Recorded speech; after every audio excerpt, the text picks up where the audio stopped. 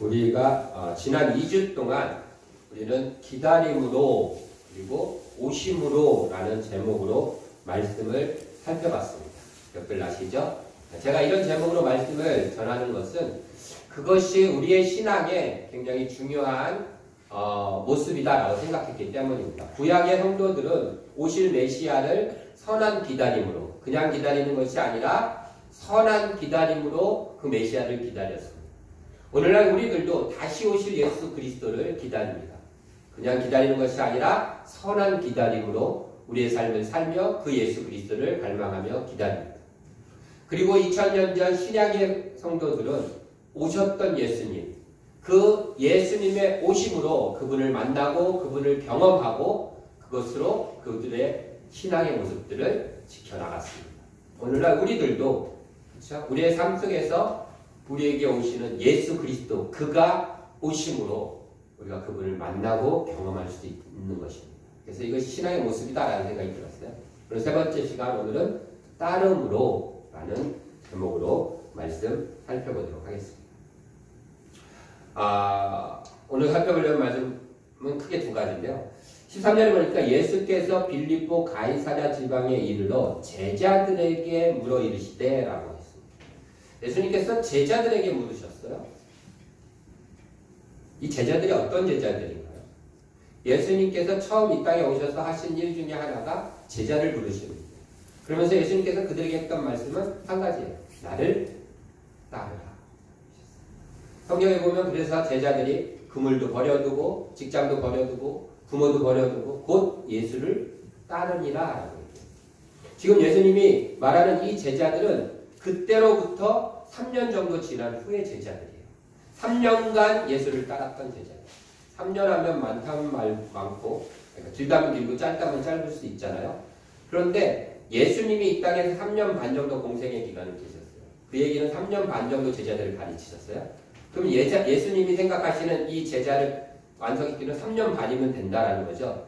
그러니까 3년이면 거의 다 가르쳐 주시고 예수님을 매일 따랐던 그런 제자들에게 예수님이 지금 질문하고 계신 거예요. 뭐라고 질문하시냐면 세상이 사람들이 인자를 누구라 하느냐라고 물어보셨어요. 나를 누구라 하느냐 물어보셨어요. 그랬더니 14절에 제자들이 얘기합니다. 어떤 사람은 세례 요한이라고 하고 어떤 사람은 위대한 선지자 엘리야라고 하고 또 어떤 사람은 예레미야 같은 선지자라고 합니다. 그랬더니 예수님이 얘기하십니다. 너희는 나를 누구라 하느냐. 그게 무슨 말이에요? 너네는 뭐가 다르냐 이 얘기죠. 세상 사람들은 날 그렇게 얘기하는데 너네는 뭐가 다르냐, 나에 대해서 어떻게 다르냐 라고 물어보시는 거예요. 예수를 믿는다는 것은 세상과 다른 삶을 산다는 것이죠. 그렇죠? 제가 한 40년 된 것 같아요. 예수를 믿는 지. 3년 된 너희들은 3년 동안 나를 따른다고 나를 따랐던 너희들은 세상과 뭐가 다르냐? 라고 예수님 물어보셨어요. 우리는 뭐가 다를까요? 세상과. 40년 믿는 날. 뱃속부터 믿는 이다윗, 20년 됐던 얘기인데 세상 사람들과 뭐가 다르죠? 우리는? 그러면서 생각해 봤어요. 우리는 뭐가 다를까? 많이 달라요. 예수 믿는 것 때문에. 우리 유경희 사모님이 회사에 가서 회사 사람들하고 그 회사는 회식을 되게 많이 해요. 막 회식하고 이렇게 개인 만나서 얘기 나누다 보면 생각하는 것 자체가 다르대요. 관심 갖는 것 자체가 다르고 그래서 그 사람들이 막 얘기하는데 우리 유 사모님은 그거하고 동화가 안 되는 거예요. 공감도 안 가고 그러면서 내가 잘못 살았나 이럴 정도로 완전 다른다는 거예요. 여러분들 지금 못 느낄지 모르지만 나중에 더 나이 먹고 그래서 안민 사람들 만나서 하다 보면 동창회 이런 데 나가면 더 많이 느끼게 될 겁니다. 우리는 1차적으로 일요일 날은 교회를 나옵니다. 아무리 피곤하고 그래도 교회를 나와요. 그거 자체가 일단 다르죠. 그렇죠? 그리고 교회 나와서 세상 사람들과 다른 노래를 부릅니다. 세상 사람들은 똑같은 노래를 불러도 그 찬양을 해도 아무도 그걸 갖고 감동을 안 받지만 우리는 세상 사람들과 다른 노래를 찬양으로 부르면서 때로는 즐거워하고 때로는 눈물도 흘립니다. 예수 나를 위하여 십자가를 질 때. 이 찬양을 하면서 예수님에 대한 찬양을 하면서 마음 아파하고 뭉클해하고 어느 날은 눈물을 그러면서 그래도 나를 이해하고 나를 아시는 분은 예수님밖에 없지. 이게 다른 거예요. 그렇죠? 우리는 전혀 모르는 사람을 위해서도 기도합니다. 아프다 그러면 우리 기도했을 때 그때 휠체어탄 형제를 위해서도 기도하고, 그리고 그 사람 얼굴도 직접 만난 적은 없지만 그 사람을 위해서 기도했고 그 사람이 그것 때문에 건강해졌다 그러면 기분 좋아하고요. 그 사람이 더 안 좋아졌다 그러면 마음 아파합니다. 한 번 만난 적도 없고 1년씩도 없고 앞으로도 만날 일이 없을 수도 있는 그런 사람이지만 그를 위해서 간절히 소리 질러 기도하고 시간 내서 기도하고 잘됐다 그러면 좋아하고 기뻐하고 내일처럼. 우리는 그래요. 세상 사람들은 나한테 이익도 없는데 왜 그러냐 할 수도 있지만 우리는 그렇게 하면서 그게 당연한 줄 압니다. 헌금도 마찬가지. 돈을 벌면 이렇게 계획해서 자기에게 쓰기 바쁘지만 우리는 마땅히 주일헌금을 해야 될 줄 알고 주일헌금을 하고 또 10분의 1을 떼어서 하나님 앞에 드립니다. 태욱 선생님하고 헌금 얘기를 한 지 1년 정도 됐어요. 최근에 한번 태욱 선생님이 그런 얘기를 해요. 목사님 이제 11조 하는 게 어렵지 않아요. 그래서 자기가 우리 교회에서 11조 제일 많이 하는 사람이 되겠다. 제가 아멘 했어요. 왜냐하면 많이 하는 거에 대한 아멘이 아니라 그 마음. 내가 그렇게 하나님 앞에 11조를 내고 하나님 앞에 헌금을 하는 것이 좋은 거예요.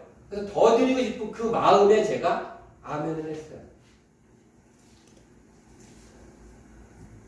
세상 사람이 이해 못하죠. 그 뭐야? 이럴 거 아니에요. 아무리 좋은데 교회에서 쓴다 그래도 내 생활에 10분의 1 만만치 않은 돈이거든요. 우리 세금 나가는 거 말고 10분의 몇 나가는데 그거만 해도 막 엄청 나가는 거 갖고 하는데 그러면서 더 내고 싶어 하는 그런 것들, 세상이 이해가 좀 못하게 그런 게 당연한 줄 알아요. 최근에 인터넷을 보면서 재밌는 책 제목을 하나 봤어요. 저만 재밌는 거예요. 여러분 재미없어요. 덴마크 사람은 왜 첫 월급을 타서 의자를 살까? 월급을 타서. 이런 책 제목이었어요. 덴마크 사람들은 첫 월급을 받으면 의자를 산대요. 희한하죠? 네. 아무래도 우리나라 사람들은 첫 월급 받으면 내복 샀어요. 그거에 빗대서 이제 그 사람이 그걸 책 제목을 잡은 것 같아요. 건축가인데, 덴마크 사람들은 의자가 단순히 그냥 가구가 아니라 자기의 삶을 쉴 수 있는 하나의 공간이라고 생각한대요. 그래서 그 공간은 내 삶의 소중한 공간인 이 자리는 돈을 주고 시간을 투자해서 사는 것이다 라고 인식을 하고 있다는 거예요. 그러면서 이제 그 관련된 걸 쭉 보다가 우리나라 사람들 지금 현재 우리나라 사람들 첫 월급을 받으면 무엇을 하겠습니까? 라고 설문조사한 게 있었어요. 첫 번째가 44%가 부모님께 용돈이나 선물을 하겠다. 아직은 우리나라가 부모 공경이 살아있습니다. 두 번째가 20% 적금을 붓겠다. 10%가 내가 평소에 사고 싶었던 걸 사겠다. 이게 3위였어요.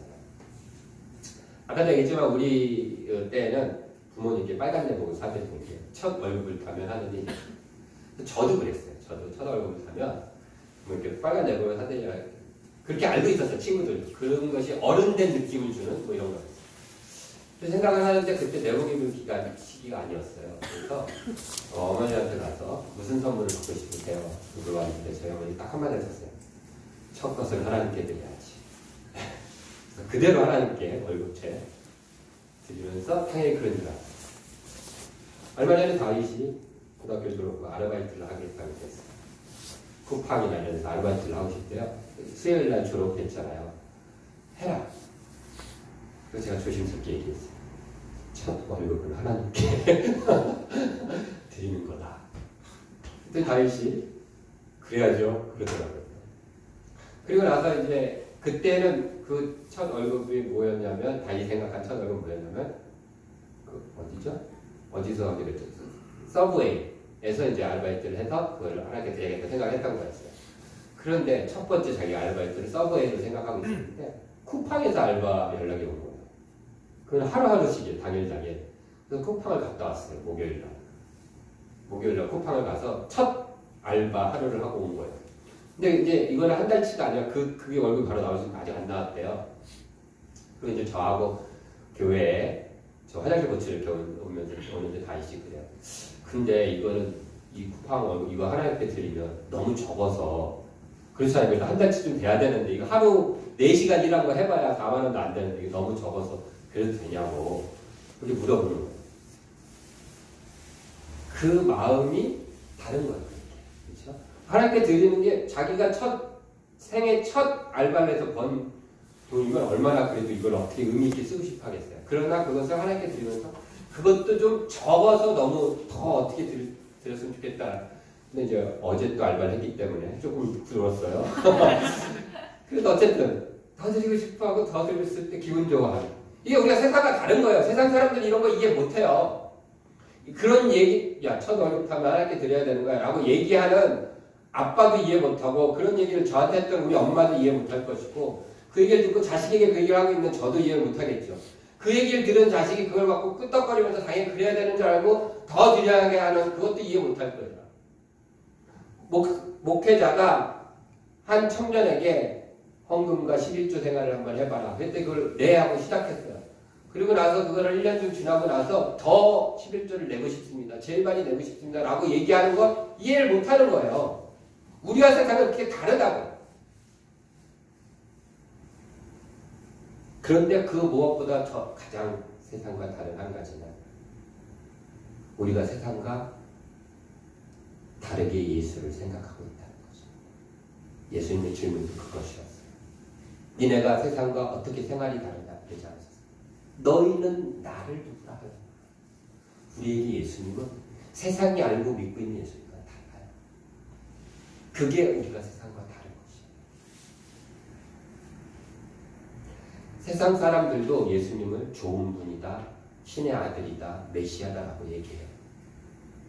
또 예수님을 구원자라고 믿는 사람들도 많이 있습니다. 그냥 객관적으로 예수님이 좋은 분이다라고 생각하는 사람도 있고요.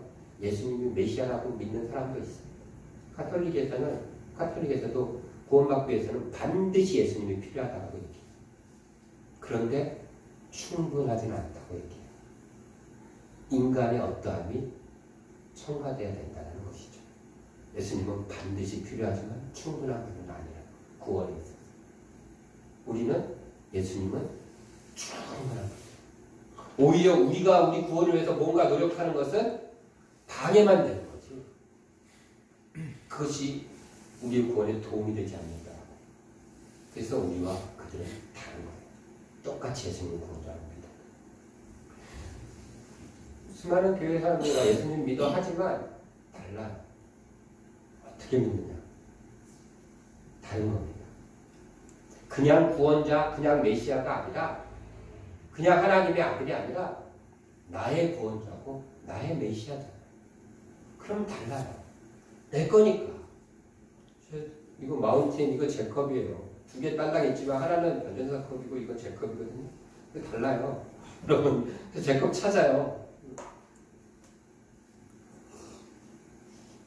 나의 구원자. 그리고 그냥 예수님은 그리스도시고 하나님의 아들, 그냥 하나님의 아들이 아니에요. 살아계신 하나님의 아들이기 때문에 다른 거예요. 나의 메시아고, 나의 그리스도, 나의 메시아, 나의 구원자이기 때문에 다르고, 살아계신 하나님의 아들이기 때문에 우리에게 예수님은 다른 겁니다. 우리에게 예수님이 다르기 때문에 아까 이야기했던 모든 다른 일들을 할 수 있는 거예요. 그렇기 때문에 우리가 다른 찬양을, 다른 노래와 찬양을 부르면서도 감격스러워하고 눈물을 흘릴 수 있는 거예요. 우리의 시간을 하나님 앞에 드리면서도 그것을 마땅하다고 생각하는 거예요. 우리의 물질과 우리가 가진 모든 것들을 하나님 앞에 내놓으면서 더 내놓고 싶어 하는 거예요. 왜요? 나에게 예수님은 다른 분이시기 때문에. 예수님이 제자들이 얘기하는 거예요. 3년을 나를 따라다닌 너희들은 세상 사람들과 무엇이 다르냐? 너희에게 나는 무엇이 다르냐라고 물어보시는 거죠. 그에 대한 대답이 주는 그리스도시요 살아계신 하나님의 아들이십니다. 이 똑같은 고백이 저와 여러분들에게는 다름으로 다가갔으면 좋겠습니다. 신앙의 시작은 또 따름의 시작은 이렇게 다름으로 시작합니다. 두 번째 이제 따름으로 살펴보겠습니다. 예수님께서 제자들을 선택하실 때 모든 것을 버려두고 제자들이 따랐다라고 이야기합니다. 나를 따르라 라는 얘기를 들으면 예수님의 얘기들, 우리가 예수님을 따르자라고 했을 때 우리 마음속에 어떤 단어들이 떠오르나요? 보통 우리들이 떠오르는 단어들은 희생, 선택, 결단, 헌신 뭐 이런 단어들이 떠오르지 않습니까? 모든 걸 버려야 되고 그렇죠? 결단하고 결심하고 예수님은 제자들에게 나를 따르라 라고 하시면서 어떤 단어들을 생각하셨을까요? 이런 단어 아닐까요? 보호, 인도, 공급, 책임지심. 그래야지 나를 따르라 하죠. 그렇잖아요. 내가 너 보호해줄게. 내가 너 인도해줄게. 내가 너 책임질게. 공급해줄게. 이래야지 예수님이 나를 따르라 하시는 거 아니에요? 예수님께서 너 나한테 헌신해. 네 거 다 버리고 나만 쫓아와. 이러면서 예수님이 나를 따르라 하시지는 않았을 것 같아요. 내가 책임질게. 네 인생, 나를 따르는 네 인생 걱정하지 마. 그래서 따름이라는 단어는 예수님에게 모든 것을 맡기고 예수님으로부터 공급받고 예수님으로부터 채워지면서 살아간다는 거. 이게 가장 중요한 키워드예요. 우리가 다른 그러면 뭔가를 포기해야 되고 뭔가 해야 돼. 이게 아니에요. 더 우선적인 것은 예수님, 그래서 이 나를 따르라라는 이 말씀은 세간에 세리가 앉아 있었어요. 굉장히 좋은 직업. 오늘날로 말하면 삼성맨 뭐 이런 거. 삼성이 제가 알기로는 삼성이야. 딴 데 더 좋은 거 있으니까. 뭐 카카오맨 이게 더 좋은가요? 요즘은? 어쨌든 그런 요직이에요. 그것도. 그런데 딱 보더니 나를 따르라. 그거 다 버리고 쫓아와. 이럴 때는 내가 그만큼 너 책임진다라는 거죠. 그래서 나를 따르라라는 예수님의 이 말씀은 이런 표현이 이런 단어가 맞는 거예요. 예수님의 자신감. 내가 자신 있어. 너 책임질 자신. 그러니까 나오시는 거죠. 따르라.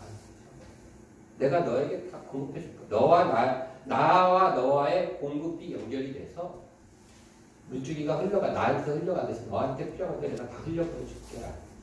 그래서 오늘 읽은 본문에 보면 무슨 얘기가 나와요? 땅에서 매면 하늘에서도 매고 땅에서 풀면 하늘에서 풀린대요. 땅과 하늘이 연결되는 거예요. 공급이. 이 본문의 상황에 들어가면요.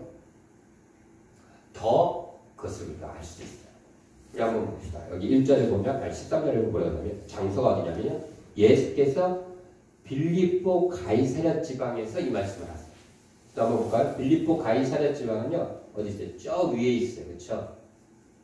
변화산 헬몬산이라는 그 바로 밑에 보이세요? 가이사랴 빌립보. 네. 예수님의 주 활동은 3년 반 공생의 기간 동안 예수님이 활동하신 데는 보통 이런 여리고 유대 지역, 요 지역 이렇게 돌아다녔어요. 이 위는 사실 이쪽 위에 가이사랴 빌립보 지역은 거의 이방 지역과 밀접해 있는 곳이에요. 그래서 그쪽보다는 이 밑에가 영역인데 거기까지 가셔서 얘기를 하셨어요. 왜 그러셨을까? 가이사랴 빌립보 라는 곳이 어떤 곳인가 좀 찾아봤더니요. 헤롯 대왕이 헤롯 아그리파 대왕. 이 사람이 가이사랴가 뭐예요? 가이사랴가 무슨 뜻인지 아세요? 여러분? 가이사랴. 가이사의 것은 가이사의 것. 가이사가 뭐죠? 로마 황제를 가이사라고 불러요. 그러니까 로마 황제에게 바쳐진 도시예요. 빌립보는 빌립이라는 분봉왕입니다. 그러니까 로마 황제가 분봉왕에 바쳐진 도시예요. 그런데 이곳에는 주로 그리스 사람들이 살아요. 유대인들이 사는 게 아니에요. 그러니까 거의 이방 땅이죠. 그것도 무슨 사마리아나 이런 이방 땅이 아니라 그리스, 로마 이런 굉장히 귀족과 상류층이 있는 그런 도시예요. 5년에 한 번씩 황제를 기념하는 경기가 열려요. 올림픽 같은 게 열린 거예요. 월드컵. 그러니까 굉장히 갖출 것 다 갖춰있고 화려한 그런 도시였어요. 더 나아가서 헤롯 대왕과 헤롯 아그리파 대왕 때는 유대 지역의 수도로 썼어요. 서울처럼. 그런 정도의 한 도시입니다. 그러니까 그 도시의 분위기가, 그 도시는 뭐예요? 황제가 다스리고 황제가 통치하고 황제 영향권으로 살아가는 그런 도시입니다. 로마 권력의 핵심부였고요. 그리스, 로마, 유대 사람들 사이에 분쟁이 많아가지고 그러다 보니 분쟁이 많아서 소동이 막 자주 일어났어요. 그래서 한 2만 명이 죽는 사건도 벌어졌어요. 예수님께서 오늘 이 사건 맨 마지막, 우리가 맨 마지막 때 뭐라고죠? 아무에게도 얘기하지 마라. 저런 곳에 들어가고 예수님 이 사람 메시아야 그러면 당장 소동이 일어나고 분란이 일어날 수도 있는 곳이에요. 예수님께서 이야기하지 말라라고 얘기하시는 거예요. 전도자 빌립 아시죠? 이디오피아 메시에게 가서 전도했던 그 빌립이 지금이었어요. 그리고 베드로에게 전도를 받았던 백부장 고넬료, 기억도 안 나십니까? 사도행 보면 있어요. 그래서 이방인에게 그 보자기가 내려가고 환상을 보고 베드로가 찾아가 요바에서부터 찾아가고 고넬료의 현재 요바를 보냈죠. 고넬료 집에서 그래서 거기서 축복하고 이랬던 집이 다 여기 아니죠. 왜냐하면 백부장이 머물 정도로 그런 곳입니다. 그리고 무엇보다 중요한 것은 이곳에 신전이 있었어요. 로마 황제의 신전이고 그 뒤에 신전이 있었는데 판신이라는 신을 섬겼어요. 그 신이 뭐냐면 농작물의 신이에요. 그리고 그 신전이 있는 곳에는 시냇물이 흐르면서 숲이 우거져 있어요. 수목들 물이 있으니까. 그래서 사람들이 이 신전에 갈 때마다 야, 이 신을 통해서 저렇게 물이 풍성하고 숲이 우거지는 것처럼 우리 농작물 풍성해질 거야. 이러면서 신전이 재설정했어요. 고대 구약 시대에는 바알 신전이 있었어요. 바알 신은 물의 신이에요. 그래서 농사의 신이에요. 물을 주관하는 거예요. 그러니까 그게 다 그런 연관이 있는 거예요. 그곳을 바라보면서 예수님이 제자들에게 지금 이 질문을 던지는 거예요. 그곳 사람들, 또 그것을 보는 제자들, 그 잘 발달된 화려한 그 도시를 보는 제자들의 또 그 사람들의 생각은 뭐냐면 로마 황제의 공급으로 인해서 우리가 로마 황제에게 잘 보이고 그 황제가 지원해주고 공급해준 것으로 인해서 이렇게 도시가 잘 사는구나. 이렇게 우리가 먹고 사는구나. 우리가 섬기는 판신에 의해서 그가 비를 내려주셔서 우리가 이렇게 먹고 살 수 있게 농사가 잘 된다. 그래서 그를 목숨 걸고 섬겨야 된다. 로마 황제에게 더 잘해야 되는구나. 라고 생각할 법한 곳에 오셔서 예수님께서 너희는 나를 누구라 하느냐. 너희의 공급권이 어디에 있는지 아느냐. 라고 물으시는 거예요. 그래서 예수님 지금 우리가 읽는 본문 16장이 바로 위에 보면 사두개인들의 이 얘기를 하면 무슨 얘기를 하냐면 오병이어와 칠병이어 얘기를 했어요.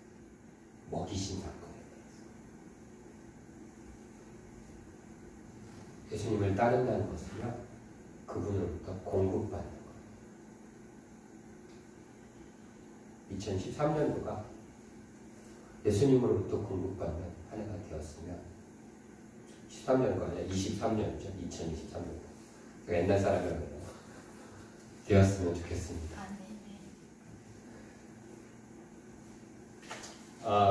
목요일 날 화장실을 고쳤어요. 이 얘기하고 마칠 겁니다. 화장실을 고쳤는데 다이터고 이제 저녁에 왔더니 세 군데가 터졌어요. 우리 화장실에. 수도하고 화장실 앞에 하고 그다음에 이제 물통이 터졌는데 수도하고 여기 터진 거 두 군데는 뭐가 터졌냐면요. 정수 필터가 터졌어요. 요만한 정수 필터가 따로 달려 있었는데 그래서 보자마자 정수 필터를 제거하고 바로 연결했어요. 그랬더니 물이 쫙 나오기 시작했어요.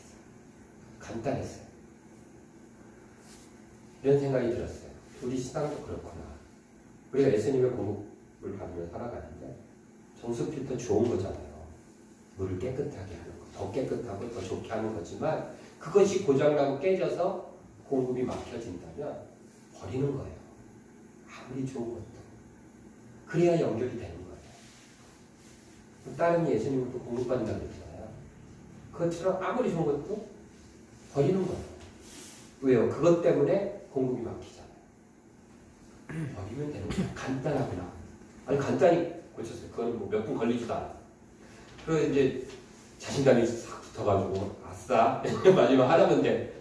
그거 딱 보니까 물통 뒤로 들어가는 호스가 터진 것 같아요. 그래서 그거를 딱 그러더니 또 잘 풀러져요. 딱 풀르자마자 처음에는 이제 늦은 시간에 고치려고 생각 안 했다가 너무 잘 되니까 고치자. 그래갖고 그 다이터고 둘이서 이제 철물점에 타와야 되잖아요. 부품을. 그러면 인터넷에서 철물점 가까운 철물 치면서 차로 가갖고 막 둘이서 막 이 동네를 막 돌았어요. 500m, 300m 근데 막 건너편이야. 막 갔어요. 그리고서는 이제 저는 차에 있고 다이 내려갖고서 빨리 가서 보고 왔더니 문 닫았어요. 없대요. 막 이러고 또 찍어갖고 그 옆에 제일 가까운 데로 막 삥삥 돌았어요. 그러다가 공항역 있는데 어디를 탁 지나가는데 백화점, 땡백화점 비슷한 게 있어요. 전기제를 파는. 그래서 지나가다 말고 딱 멈춰갖고 갔다 가라고.